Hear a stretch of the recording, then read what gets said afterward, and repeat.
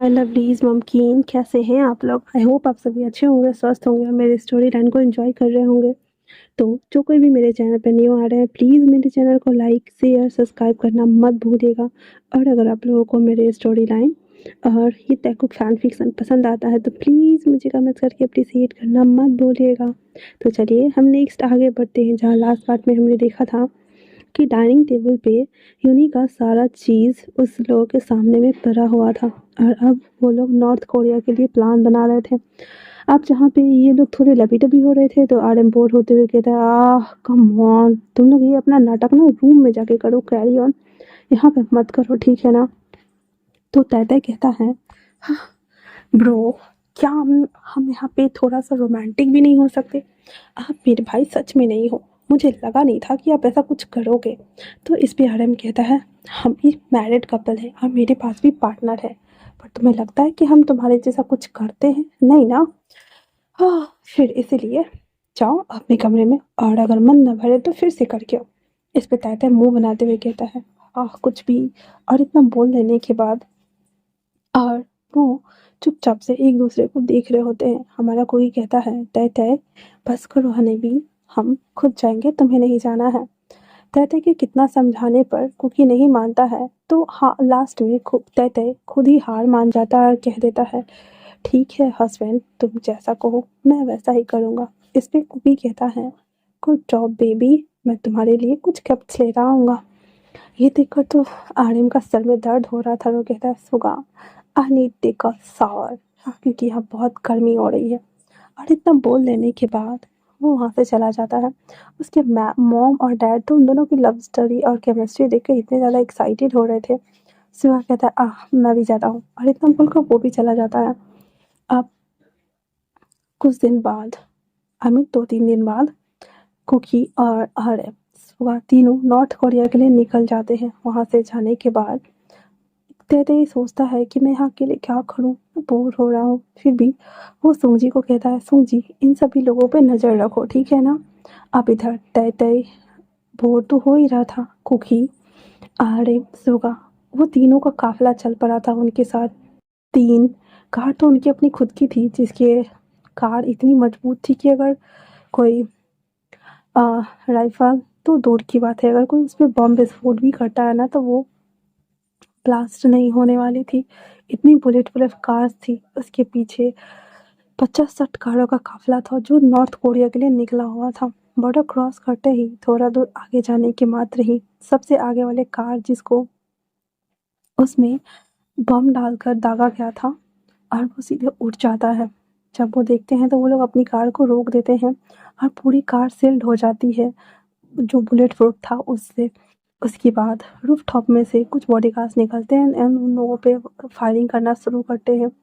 दोनों तरफ से गोलीबारी चल रही थी, लेकिन आसार कम नहीं लग रहे थे कि सब कुछ समाप्त होगा।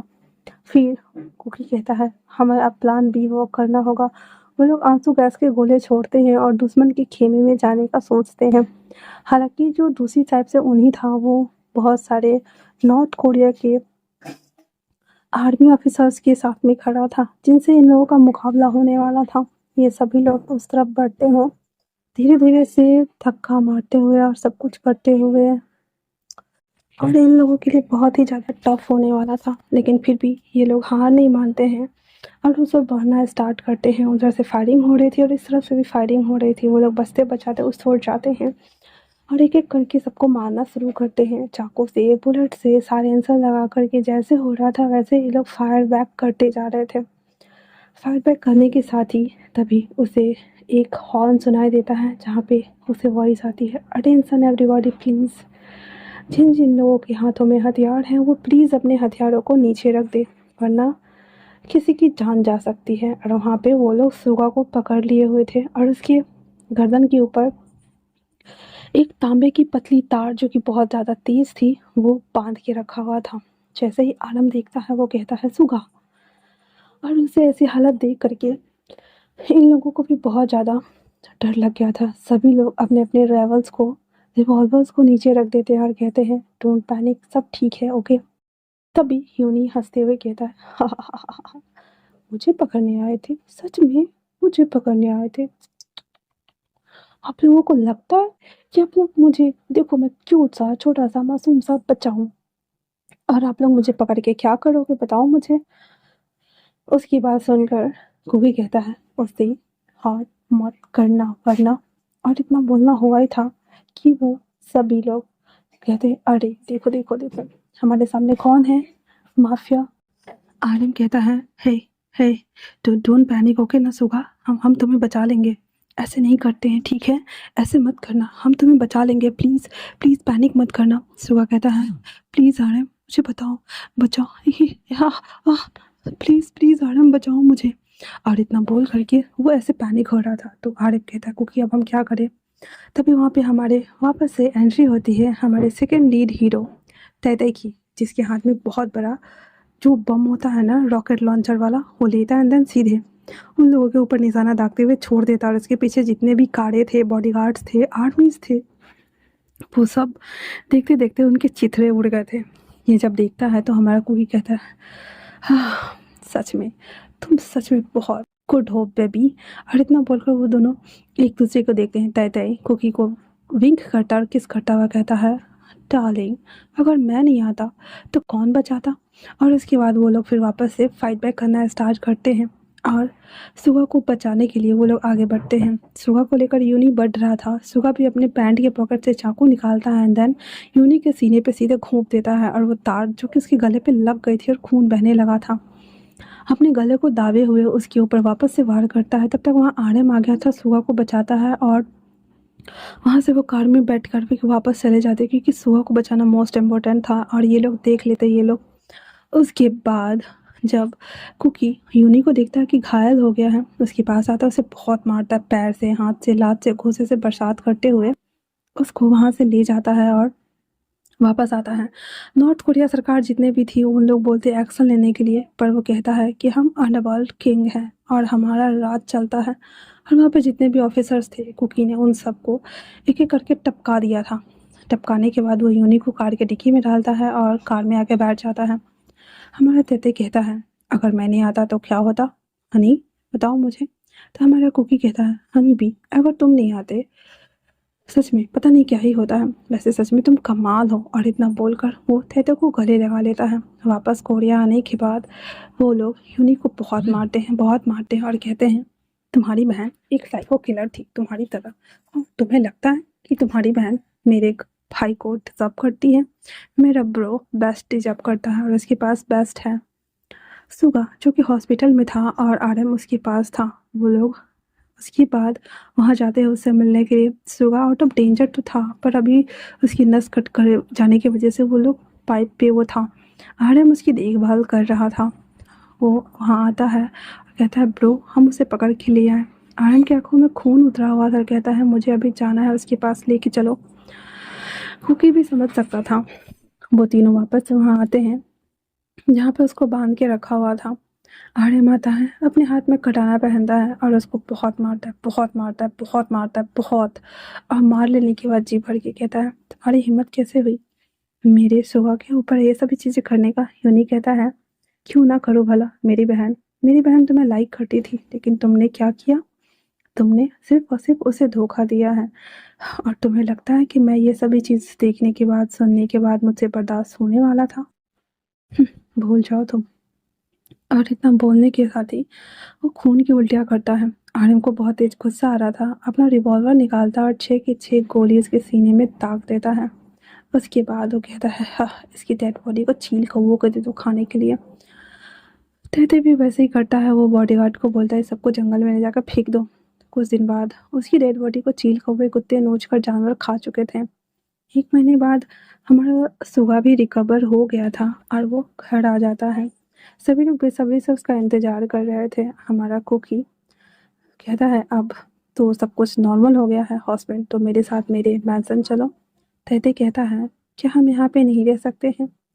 तो कुकी कहता है मैं यहाँ पे रह तो सकता हूँ पर तुम्हें पता है मैं अंडरवर्ल्ड किंग हूँ और तुम्हें नहीं लगता कि तुम्हें ये सभी चीज़ें छोड़ देनी चाहिए और तुम्हें मेरे साथ बस काम करना है, वो भी घर में, क्योंकि मैं नहीं चाहता कि तुम्हारे ऊपर कोई आ जाए, क्योंकि अगर तुम्हें कुछ हो जाएगा तय तो मैं तो मर जाऊँगा हनी बी।